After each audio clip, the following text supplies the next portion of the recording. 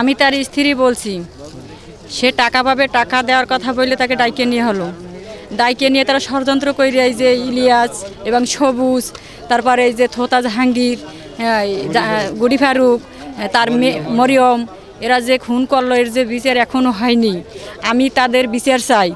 আমার একটি ছোট্ট বাচ্চা আছে, তাদের নিয়ে আমি কেমনে যে বসবাস করবো, এই কথা আমি কেমনে আপনাদের সাথে আমি বলি, আমি আর বলতে পারতেছি না। নানায় অনেক ভালো ছিলেন, সবাইরে উপকার করতো, কিন্তু যারা খুন করছে আমি তাদের ফাঁসি চাই সবাই। আজকে মানববন্ধন প্রশাসনের প্রতি আমরা জোর আহ্বান জানাচ্ছি, তারা নীরব কেন আর এর পিছনে কারা আছে তা খতিয়ে দেখার জন্য জোর আহ্বান জানাচ্ছি এবং তাদের ফাঁসি কার্যকর করার আমরা জোর দাবি জানাচ্ছি। আমি ফাঁসি চাই, বিচার চাই, আমার বাবার হত্যার বিচার চাই, ফাঁসি। আমরা আসলে আজকে প্রায় 10 থেকে 12 দিন হয়ে গেছে আমার ভাইয়ের হত্যার বিচার এখন পর্যন্ত আমরা পাই নাই। আসামিরা এখনও বাইরে ঘোরাফেরা করতেছে। আমরা প্রশাসনের কাছে দৃষ্টি আকর্ষণ করছি, তাদেরকে 24 ঘন্টার ভিতরে গ্রেপ্তার করে আইনের আওতায় এনে তাদেরকে সর্বোচ্চ ফাঁসি দেওয়া হোক। আমরা একটা মানুষ সে টাকা পাবে, টাকা চাইতে তো তার তো কোনো দ্বিধাবোধ না, সে টাকা পাবে। টাকা দেবার কথা কইয়া বাড়িতে, নিজের বাড়িতে ডাকছে নিয়া, হ্যাঁ ফোন করিয়া ডাকছে তাকে, আমার বাড়িতে আসেন টাকা দেব। তারপর সেই ছেলেটাকে কোপাইয়া দিনের বেলা মারিয়ে ফেলাইলো। কিন্তু এই খুনিরা,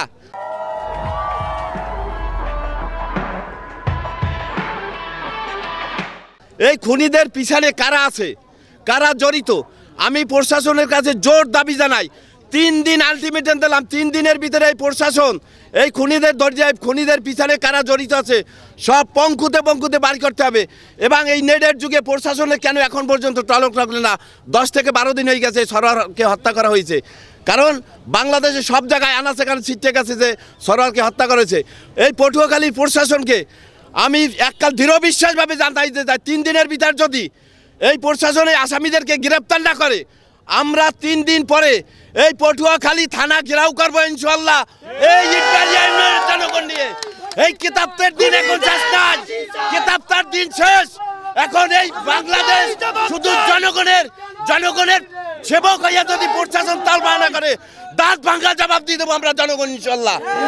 পটুয়াখালী সদর 3 নং ইটবাড়ি ইউনিয়ন পুকুরজানা নিবাসী সরোয়ার হাওলাদার বিশিষ্ট সমাজসেবক, এই 7-8 দিন আগে তাকে পাওনা টাকা চাইতে গিয়া খুনি গুডি ফারুক, তোতলা জাহাঙ্গীর, সবুজ, মরিয়ম, এরা ইলিয়াস, এরা টাকা দেওয়ার নামে ছলনা করে নিয়া তাকে নির্মমভাবে হত্যা করে।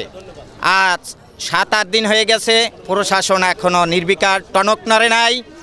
প্রশাসন কেন এদেরকে গ্রেপ্তার করে না?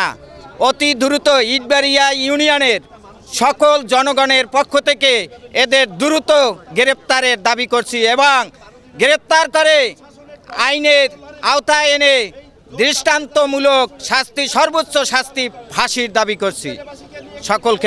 এই মানববন্ধনে আপনারা যারা উপস্থিত হয়েছেন আপনারা অবগত আছেন, গেল সপ্তাহে আমাদের ইটবাড়ি ইউনিয়ন পরিষদের সাবেক ইউপি সদস্য আব্দুল গনি হাওলাদারের সেজো ছেলে জনাব সরোয়ার হাওলাদার, উনিও গেল নির্বাচনে ইটবাড়ি ইউনিয়ন পরিষদে মেম্বারি নির্বাচন করেছেন।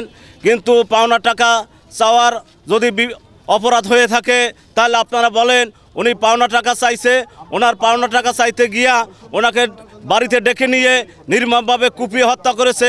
আমরা ইটবাড়ি ইউনিয়নবাসী এর তীব্র নিন্দা প্রতিবাদ জানাচ্ছি।